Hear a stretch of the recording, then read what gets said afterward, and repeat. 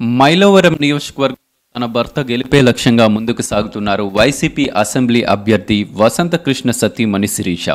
గత నెల రోజుల నుండి నియోజకవర్గంలోని అన్ని గ్రామాల్లో పర్యటిస్తూ వైసీపీ ఓటర్లను ఆమె అభ్యర్థిస్తున్నారు. ప్రచార కార్యక్రమంలో భాగంగా ఇబ్రహీంపట్నం మండలం గుంటుపల్లి గ్రామంలో గడప గడపకు వైసీపీ కార్యక్రమంలో శిరీష పాల్గొని వైసీపీ మేనిఫెస్టో కరపత్రాలను స్థానికులకు అందజేశారు.